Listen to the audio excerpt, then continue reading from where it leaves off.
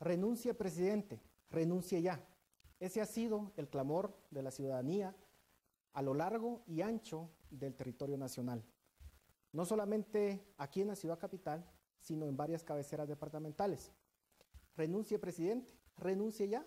Ese ha sido el clamor de varios sectores sociales, de todos los sectores sociales. ¿Atenderá el señor presidente la cita que tiene con la historia? Bienvenidos al programa Dimensión. Mi nombre es Paul Boteo y en ausencia de nuestro director y conductor, el doctor Dionisio Gutiérrez, tengo el gusto de dirigir el programa la noche de hoy, con invitados sumamente reconocidos y de mucho prestigio. La licenciada Helen Mack, presidente de Fundación Mirna Marc, el licenciado Manfredo Marroquín, presidente de Acción Ciudadana, y el licenciado Mario Fuentes de Starac, abogado y notario, columnista del periódico. Estamos en una situación histórica para el país. El presidente prácticamente se ha quedado en el aire. No hay ni un solo sector social que le esté dando algún tipo de apoyo y prácticamente todos han pedido su renuncia. Las manifestaciones en las calles por 18 semanas consecutivas han continuado con el mismo mensaje. La pregunta es, ¿por qué debe renunciar el presidente? ¿Por qué se hace insostenible su permanencia en el poder? Licenciado. Yo creo que la hora de la renuncia ya pasó. Hoy es la hora de la justicia. Aquí no es cuestión nada más de establecer que fue un gobierno desastroso o que fue un gobierno inepto. Ya hay indicaciones de tipo criminal que ha hecho la CICIG y el Ministerio Público la semana pasada. Consecuentemente,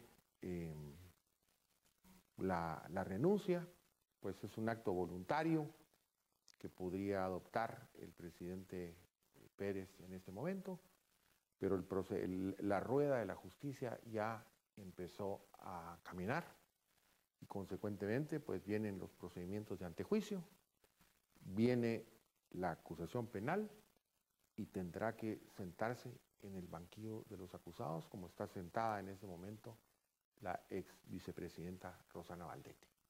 Así que si renuncia, pues bueno, aligerará tal vez los procesos políticos, el sustituto, etcétera, pero él personalmente tendrá que enfrentar a la justicia por sus actuaciones ilícitas y pues lo que espera el pueblo de Guatemala es que la administración de justicia sea pronta y cumplida, como le podrá ocurrir a cualquier ser humano, a cualquier habitante, a cualquier ciudadano de la República de Guatemala. Tanto gobernantes como gobernados están sujetos a la ley. Y este es un momento crucial para el país, para que eso se ponga en evidencia. Licenciado, ¿debe renunciar el presidente o no? Bueno, yo opino igual que Mario, creo que su renuncia debió haber sido desde abril. Eso le pudo haber abierto el camino al país para tener una transición mucho más fácil de la que hoy podemos tener. El presidente ya perdió todas las condiciones para gobernar el país, que son la legitimidad, la credibilidad, el apoyo de la sociedad. Él realmente está usurpando la presidencia de la República en este momento, agarrado del juramento que hizo, pero ya es prácticamente es un presidente en el vacío. Ya solo queda el acto formal de que realmente escriba su firma en la carta de renuncia, pero le ha hecho un gran daño al país, incluso su terquedad, su ceguera política de no ceder paso a que haya una administración sin él y sin su grupo que llegaron al gobierno a básicamente enriquecerse ilícitamente. Yo creo que ya es hora, ya es tiempo de que pasemos esta página de la historia del gobierno de Otto Pérez Molina y pasemos ya a una transición que le urge al país porque estamos Estamos tomando riesgos muy grandes para la estabilidad de la economía del país, la estabilidad misma política del país hacia futuro. Y yo creo que él sigue siendo un obstáculo que espero que no sean muchas más horas para que termine de ser el obstáculo que nos permita empezar a construir un nuevo escenario de país, que nos permita ver de alguna manera todos los retos que tenemos y que este gobierno se negó a tomarlos y retomarlos ahora con una administración ya libre de mafias, ¿verdad? Porque eso fue lo que tuvimos desafortunadamente, una estructura mafiosa en el poder. En las últimas horas ha renunciado varios de los ministros que conformaban el gabinete.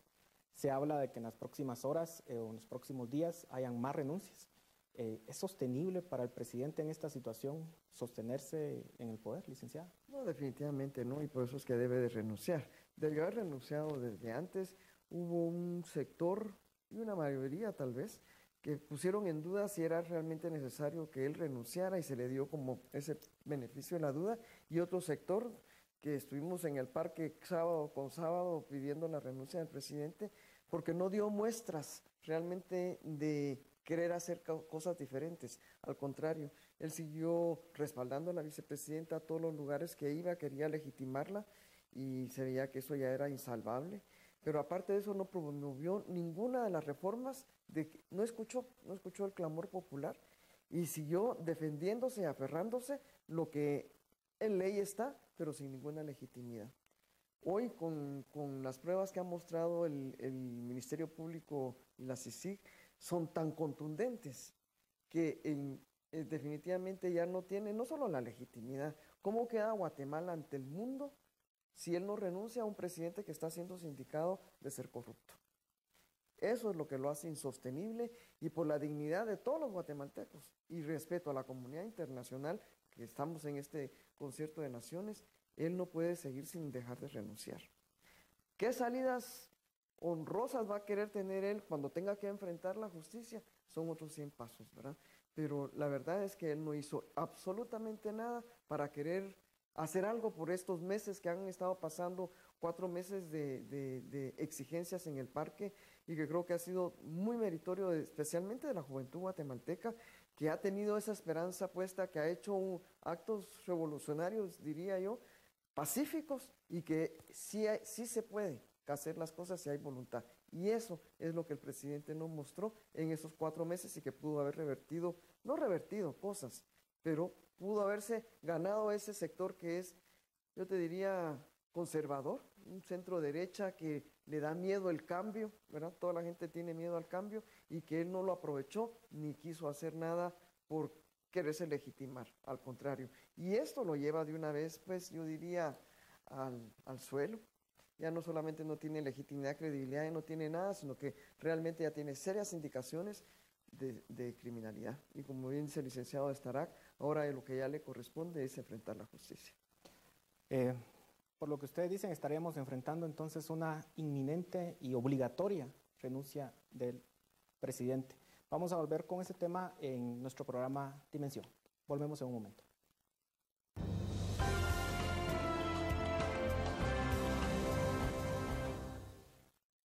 Bienvenidos nuevamente al programa Dimensión, discutiendo en esta noche Guatemala, en su cita con la historia, la renuncia del presidente de nuestro país. En el segmento anterior llegamos a la conclusión de la inminente renuncia del presidente. En las circunstancias actuales, en la que, claro, hay que seguir un debido proceso, si uno se va a la ley como tal, él podría de alguna forma aferrarse a decir, bueno, aquí hay que seguir un proceso de antejuicio que se conozca en el Congreso y luego seguir un proceso en el juzgado. Pero ¿es válido eso, sobre todo considerando que las evidencias que ha presentado la CICIG son contundentes, como lo indicaba la licenciada, y con los antecedentes de la CICIG, en donde prácticamente no ha presentado un caso en donde tenga suficientes evidencias, al menos en la CICIG que conocemos con Iván Velázquez al frente? Licenciado. Pues la presentación que hizo CICIG el viernes pasado fue contundente, evidencias, acreditó totalmente, digamos, si quieren, indicios racionales de criminalidad. Consecuentemente, yo creo que, por el contrario de que se debiliten las instituciones, yo creo que el juzgamiento de un presidente que incurrió en delitos, que incurrió en ilícitos, pues más bien sería como un precedente sano para este país, para el Estado de Derecho, para lo que tanto hemos dicho precisamente en ese tipo de programas. ¿Qué es lo que queremos construir? Queremos construir un sistema de justicia que es la columna vertebral del Estado de Derecho. Yo creo que incluso si lo llevamos a ese plano de que tenga que ser juzgado y la humillación y todo lo que implica para este pueblo que está sediento de justicia, que está sediento de una resolución pacífica de los conflictos, creo que sería muy importante, incluso en esta situación. Una renuncia, el tratar de huir, el tratar de escapar, realmente pues sería terrible, porque un presidente que ha representado en teoría la unidad nacional, que ha representado al Estado en el concierto de las naciones civilizadas del planeta, pues que ahora huya y se escabulle y escape, pues no sería realmente digno y sería, pues, no ayudaría realmente en ese proceso de construcción de la justicia. Habría que buscarlo y el brazo de la justicia tendría que encontrarlo para sentarlo en el banquillo de los acusados. Pero podría argumentar todavía el presidente debido proceso en este esquema, digamos, con las evidencias, sobre todo con un Congreso que lo defendió en primera instancia y que prácticamente no pasó el proceso de antejuicio. ¿Es válido todavía argumentar eso o lo que procede es su renuncia inmediata?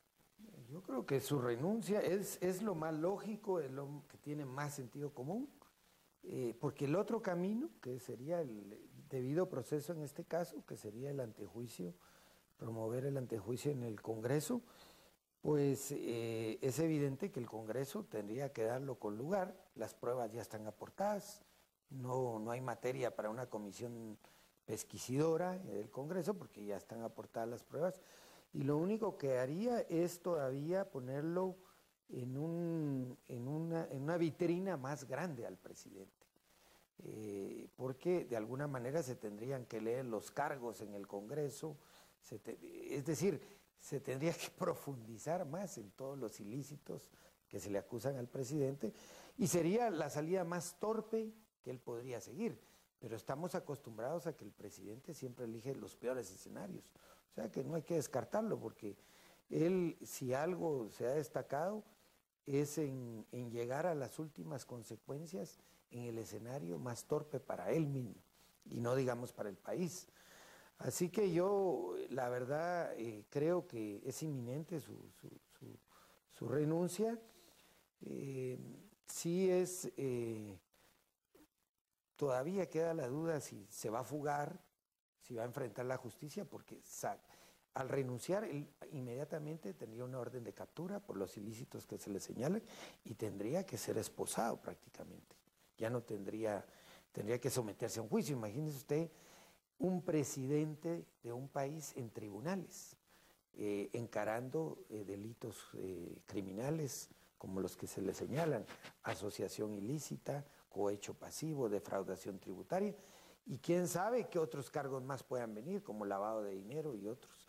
Entonces yo sí veo que ese escenario es inimaginable para cualquier persona con sentido común escogerlo, pero estamos acostumbrados a que él es especialista en escoger estos escenarios también. ¿Qué sucedería con la gobernabilidad del país en este escenario? Claramente, digamos, esto es la forma en que podríamos ver al presidente en esta situación, pero la gobernabilidad del país, él aferrándose todavía al poder. Bueno, estamos a 15 días de las elecciones y creo que sería todavía mucho más ingobernable, porque ya de por sí mucha de la población a nivel urbano, este lema de en estas condiciones no queremos elecciones, y con un presidente que se aferra al poder, el sistema sí sería un verdadero colapso. Yo sí creo que la renuncia de él es inminente y al renunciar ya, o a no ser que siga este camino torpe, ¿verdad? él se vuelve un ciudadano común y corriente y efectivamente ya quede ligado a proceso por los delitos que se le inculcan.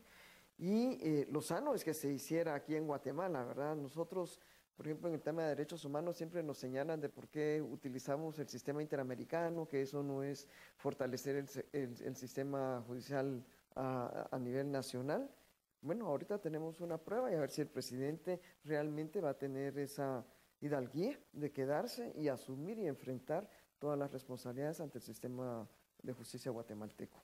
Pero obviamente, pues sí, va a ser muy impactante, ¿verdad? De un presidente, de ambos, presidente y ex vicepresidenta, que tuvieron prácticamente el poder absoluto, llegar a ser para ellos humillados, de llegar pues prácticamente encharchados, ¿verdad? Pero es una lección también para todos los guatemaltecos y todos los políticos, porque un indicador de la impunidad hasta dónde es capaz de llegar el sistema de justicia, si te puede llegar hasta el más alto nivel o solamente te vas a quedar a los niveles más bajos.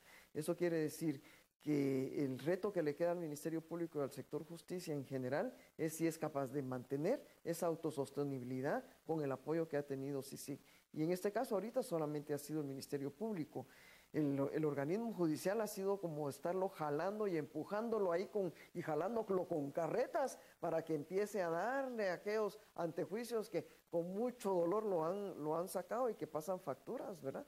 Y que al día de hoy no han terminado de resolver, quedan muchos recursos pendientes que no se han resuelto y que ayudarían a darle más certeza jurídica al proceso electoral, que es lo que tú me estás preguntando, y que precisamente porque no se han resuelto ni en la Corte de Constitucionalidad ni en la Corte de Suprema Justicia, el ambiente o la certeza jurídica de todos los recursos pendientes que hay, es todavía la duda de que se sigue protegiendo a un sistema político que ya nadie quiere mantener, que es yo diría, este sistema político, esta alianza político-militar económica de la época del siglo XIX, y lo decía muy bien también la representante de Naciones Unidas cuando en su discurso de la Fundación Esquipulas, no se fue al siglo XIX, pero se fue hace 30 años. O sea, eso quiere decir que la clase política o esta alianza política no ha tenido capacidad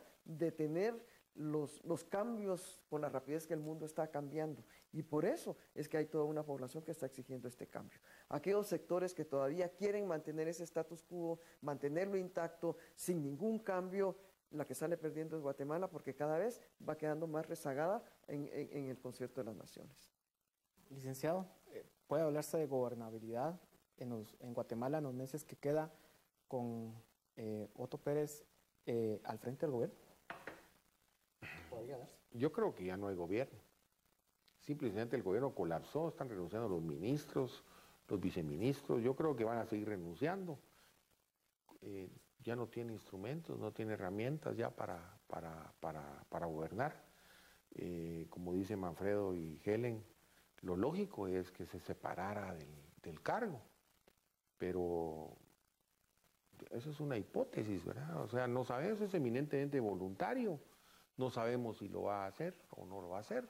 Ojalá lo hiciera porque eso beneficiaría la gobernabilidad, habría una sustitución del licenciado Alejandro Maldonado, asumiría como presidente y el Congreso de una terna que le proponga el nuevo presidente elegiría al vicepresidente, ¿verdad? Y entonces comenzaríamos, digamos, o terminaríamos el periodo de funciones que concluye el año entrante, el 14 de enero.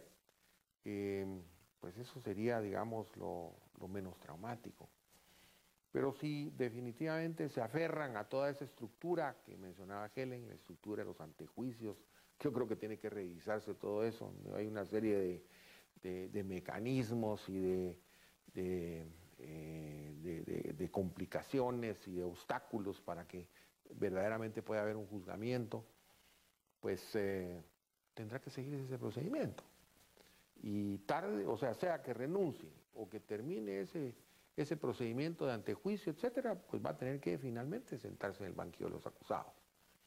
Ahora, insisto, reitero, repito, sería menos traumático para el país, podríamos encauzarnos de una manera diferente, el mismo proceso electoral que lo tenemos a escasas 2 semanas, pues también hace falta una depuración, porque nadie está contento con esta partidocracia, con este sistema partidocrático que ha propiciado la cleptocracia en este país, ¿verdad? Y consecuentemente, pues, ojalá todavía estas 2 semanas se pudiera sanear en alguna medida ese proceso electoral. Vamos a regresar en el otro segmento a discutir el tema de cómo se verían las elecciones afectadas por esta situación y cómo debería actuar la sociedad civil ante un eventual aferramiento al poder por parte del presidente. Vamos a retomar ese tema al regresar. Volvemos en Dimensión.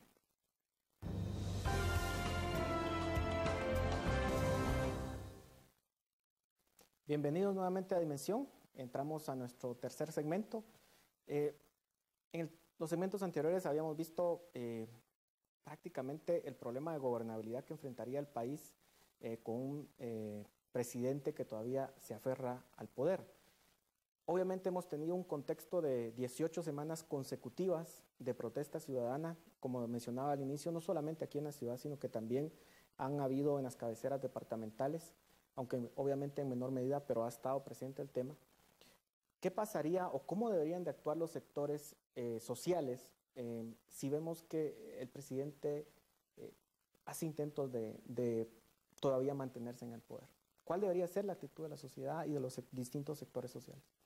Bueno, yo creo que la sociedad en diversas expresiones, en toda su pluralidad, ha sido muy clara en la solicitud de renuncia al presidente, no de ahora, sino desde que se conoció toda esta estructura criminal de la línea de defraudación tributaria.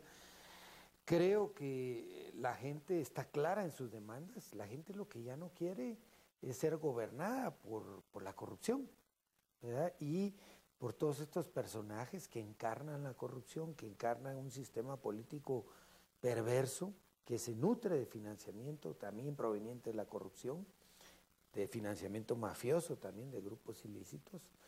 Entonces, yo creo que la gente quiere deshacerse de este gobierno, quiere deshacerse de este sistema político electoral que siempre nos ofrece más de lo mismo y quiere realmente, está clara qué es lo que quiere.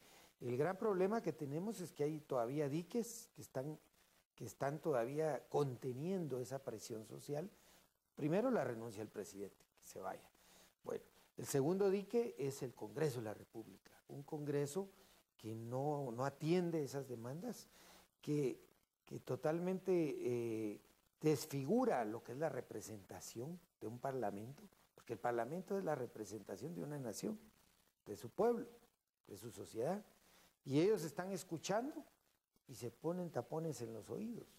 Es decir, ahí ya no hay representación legítima, ahí lo que hay es ya un abuso de poder, es una ostentación de un poder que ya no tiene asideros.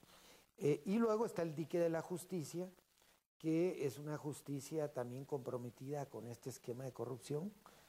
Es este mismo esquema el que les asegura llegar a sus puestos, a las máximas autoridades de justicia del país. Entonces, esos son los diques que ahorita tenemos que derribar, evidentemente, para que esto se dé de manera ordenada, pacífica, civilizada, como todos queremos, pues tienen que darse transformaciones para el juego político electoral.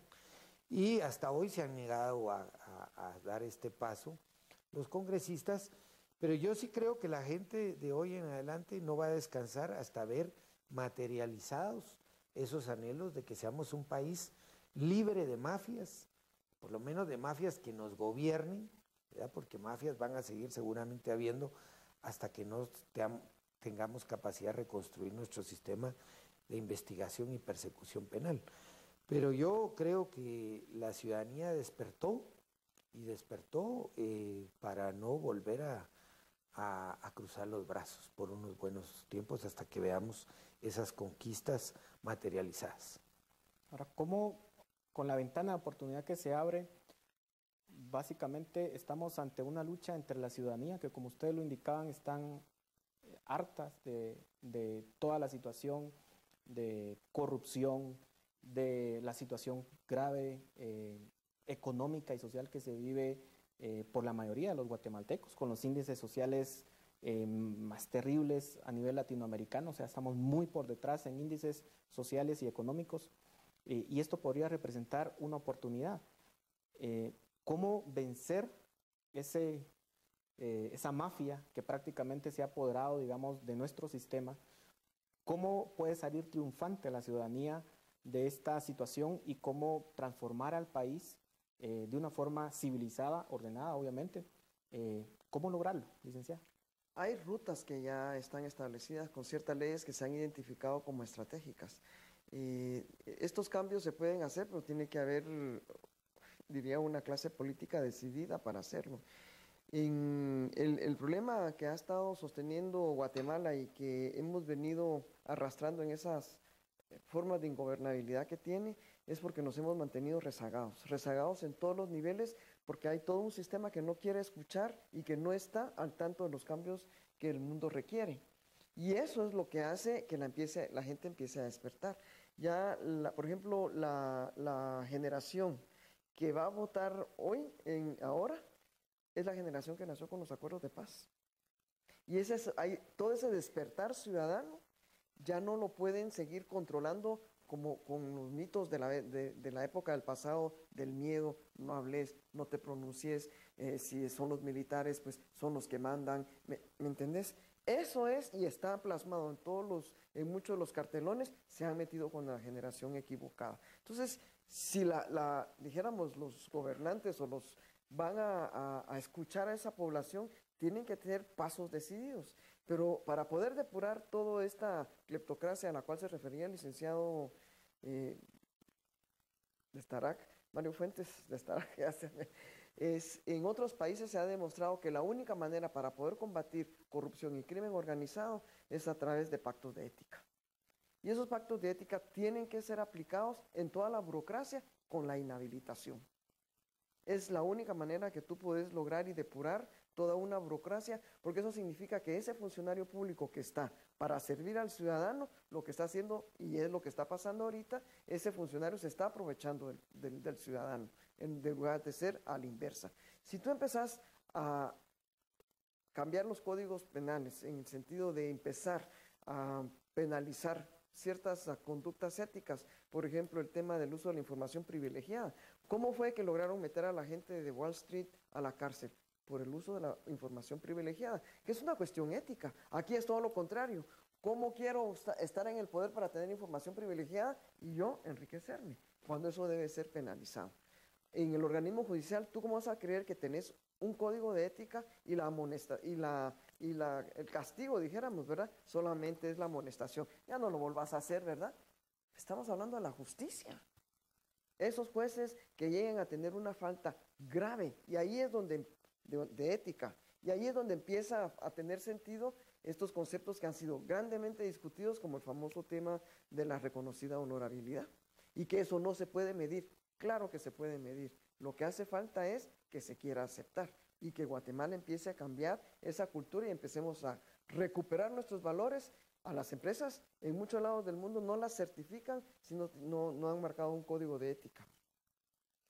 Y eso diría yo que se pueden hacer porque esa es la ventana de oportunidad que tenemos ahorita. Eso está en la ley, puede ir en la ley de servicio civil, en la ley de reforma del sector justicia, está, bueno, y ahí está la ley electoral de partidos políticos, la ley de compras y contrataciones, viene otro montón de reformas, pero dijéramos las estratégicas y de que no debemos de perder de vista, ya están señaladas. Ahora, sabemos, digamos, esa es la ruta, digamos, pero claramente vemos que las personas que tienen que reformar esto se resisten.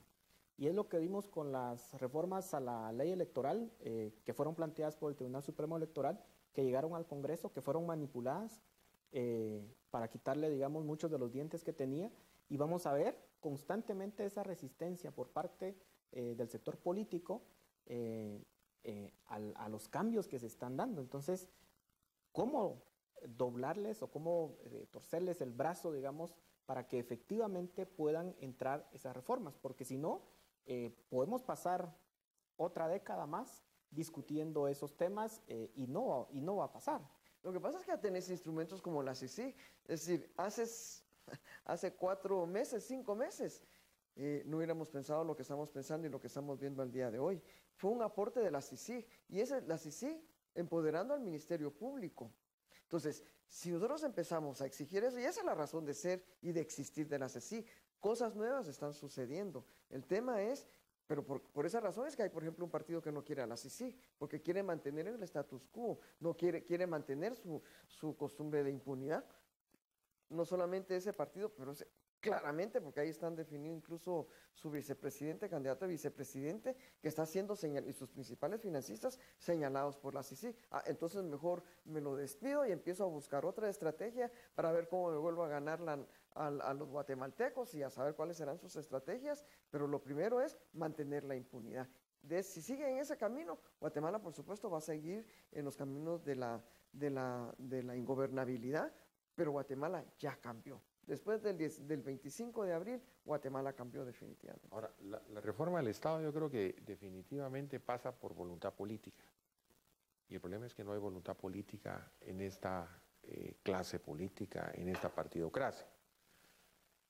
Tenemos un Congreso, pues que simple y sencillamente no representa, ha perdido legitimidad totalmente, y lo que representa es precisamente intereses creados de estructuras que se aprovechan del Estado para los fines de enriquecimiento ilícito.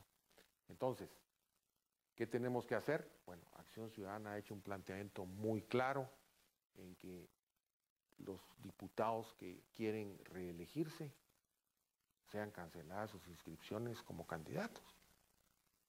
O el caso de la Fundación MAC, que escuchaba que presentó una solicitud al Tribunal Supremo Electoral, que se cancelen los partidos políticos que han violado las reglas del financiamiento político, que han tenido un financiamiento político totalmente ilícito.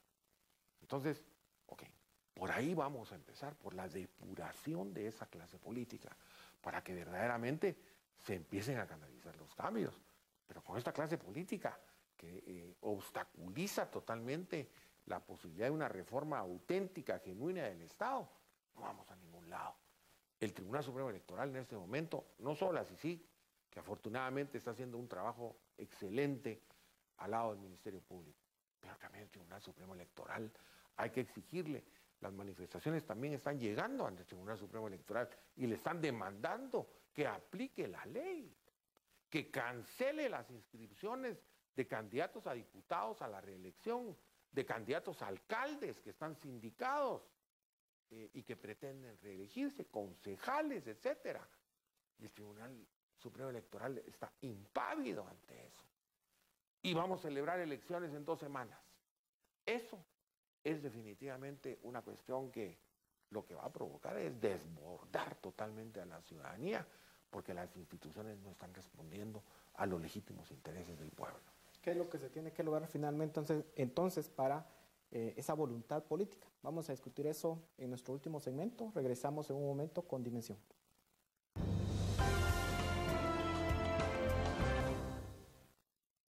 Bienvenidos al último segmento de Dimensión. En esta oportunidad, Guatemala, con su cita en la historia, la renuncia del presidente Otto Pérez Molina. En el segmento que queda, quisiéramos discutir cuál esa voluntad política que se necesita lograr para todos los cambios en el país. ¿Cuánta gente se necesita en las calles para lograr que efectivamente comience a, digamos, funcionar el engranaje de los cambios que se necesitan hacer en el país? Porque ustedes han señalado varios, pero ¿cuánta gente tiene que estar en las calles? ¿Cuánta presión más se tiene que hacer al sistema? Bueno, yo creo que el sistema está ya bastante cuestionado, bastante presionado. Obviamente nos gustaría que salieran miles más a las calles de todas las ciudades del país, de todas las cabeceras departamentales, pero lo que yo creo que la plazocracia que le llaman, o sea, la participación de la ciudadanía en las plazas, pues es una presión buena que se tiene que mantener hasta que se den los cambios que están exigiendo los ciudadanos, Pero con la plazocracia en sí misma no vamos a llegar a ningún lado. Tenemos que dar pasos y aquí hay un tema que es indispensable para que esta transición pueda tomar rutas más estables. Necesitamos nuevo liderazgo político. Yo sí creo que todo este despertar ciudadano va a llevar a que se proyecten nuevos liderazgos políticos y que esos liderazgos asuman en organizaciones políticas pues nuevos planteamientos para la sociedad, porque solo así vamos a poder tener un sistema que sea receptivo a las demandas ciudadanas. Obviamente tenemos que también transitar por un voto más consciente. Desafortunadamente todavía estamos atrapados en un voto muy clientelista aquí en Guatemala. En los estudios, nosotros hicimos uno con la Universidad de Notre Dame. La compra de votos se ha venido incrementando cada 4 años. Ya es un gran mercado la compra de votos en Guatemala. Entonces, todo esto es lo que hay que ir desmantelando, pero obviamente no se va a desmantelar con la voluntad de los que hoy están, se va a desmantelar con el ingreso de un nuevo liderazgo político que vaya jubilando a estos liderazgos no solo viejos, sino mañosos, de malas prácticas, y este nuevo liderazgo va moldeando las prácticas políticas y eliminando estos incentivos perversos que han hecho de nuestra democracia una cleptocracia, como ya decía el licenciado Fuentes de Estarac. Estamos a 15 días de las elecciones y lo más probable es que tengamos elecciones. No sé si ustedes estarán de acuerdo con eso. Es lo más probable. Claro, puede ser que no existan, pero digamos, por lo que se ve ahorita, nos acercamos a eso. Hasta hoy. Podría cambiar el escenario el día de mañana, pero ¿de qué forma podemos aprovechar estas elecciones, aún con todos los vicios que sabemos que tiene, para poder cambiar de alguna forma este sistema político que tenemos? ¿Podríamos tener como ciudadanos alguna incidencia o aprovechar de alguna forma estas elecciones, licenciado? Pues yo creo que la democracia está fundamentada en el voto, en el sufragio efectivo. A mí me fascina la frase de José Martí cuando dice que cuando el sufragio es ley, la revolución está en el sufragio. Yo creo que el voto ciudadano, pues a pesar de ese clientelismo y ese acarreo de votantes, etcétera, pues yo creo que se puede manifestar digamos, en los ámbitos en donde hay más conciencia política y poder inclinar la balanza, ¿verdad? Yo creo que todavía, pues, dentro de las opciones que se están presentando, hay opciones que son unas peores, otras pésimas, otras malas, otras regulares. Pues yo creo que deberíamos de hacer una escogencia y votar por una opción, porque el voto nulo no nos da absolutamente nada. Ojalá se hubiera aprobado el voto nulo vinculante en esta reforma a la ley electoral y de partidos políticos, que era para mí clave, ¿verdad? Pero no se logró. Entonces, yo creo que tenemos que concurrir a las urnas y efectivamente votar de manera positiva por algo, por alguien, por una opción que por lo menos nos dé un atisbo de que a través de esa opción van a empezar a canalizarse los cambios. Yo creo que hay que concurrir a las urnas. El derecho al voto es un derecho ciudadano y creo que a través del voto podemos hacer los cambios. Yo creo que hay un gran sector que no cree en estas elecciones, precisamente porque no cree en los partidos. No se trata de votar por el menos peor.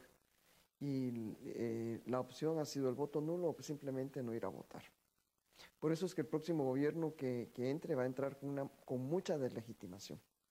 Aquí, mientras no se cambie el liderazgo político y que demuestre esa voluntad política y dé paso a un nuevo liderazgo político, el gobierno que quede va a estar muy deslegitimado y en cualquier cosita que haya, vuelve a la ingobernabilidad.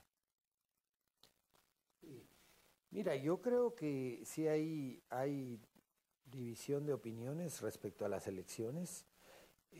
Los mismos partidos, si tú ves su reclamo en las sesiones que tienen con las autoridades del Tribunal Supremo Electoral, ellos mismos están diciendo que estas elecciones ya no gozan de credibilidad porque hay partidos que han violado ya la ley, han violado el techo de campaña, han violado esto, lo otro.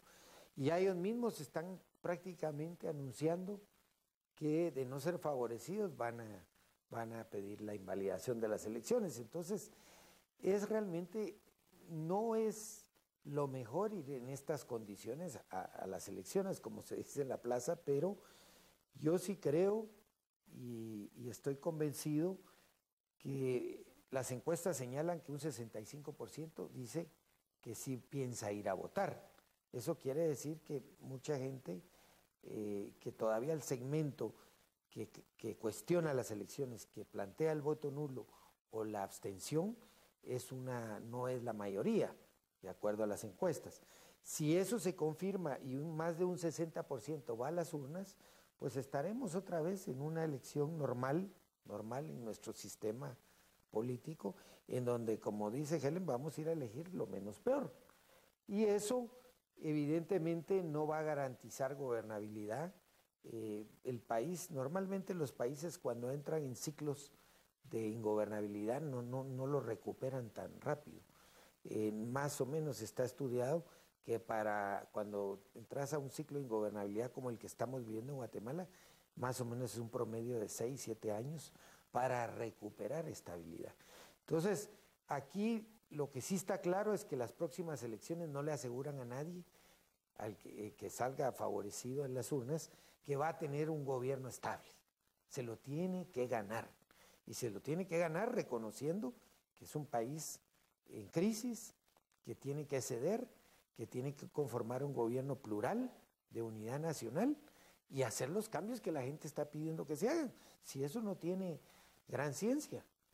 Pero aquí estamos acostumbrados a tener políticos que les gusta voltear la cara y no ver los problemas y no escuchar las demandas sociales. Entonces yo creo que ese es el dilema que está en estas elecciones. Bueno, en el escenario de que se den, que es posible, creo que es lo más probable que pueda suceder, sin duda alguna tendríamos que buscar la forma de dar el voto más inteligente posible, precisamente para tratar de escoger también dentro del panorama que tenemos, dentro del menú que tenemos, pues las personas o los políticos que sean los menos voraces, por lo menos para que puedan facilitar de alguna forma el proceso de cambio que necesita el país. Lo peor que podría darse es de que precisamente los políticos más desprestigiados y más voraces sean los que queden en el poder y se queden con todo el poder, que es lo que sucedería, digamos, en un eventual voto nulo masivo o en un eventual abstencionismo masivo, sobre todo de las áreas urbanas. En fin, muchísimas gracias por habernos acompañado en esta noche. Esperamos que la renuncia del presidente sea inminente, obligatoria, y que pueda dar paso a nuevas esperanzas para la ciudadanía y que este sistema finalmente se transforme y funcione para todos, que es lo que creo que pues el deseo de la ciudadanía y lo que se está manifestando en las plazas. Con ustedes, muchísimas gracias por habernos acompañado. Los dejamos nuevamente con la carta que el director y el conductor de este programa, el doctor Dionisio Gutiérrez, dirigió al presidente en el mes de mayo de este año. Muchísimas gracias. Hasta la próxima.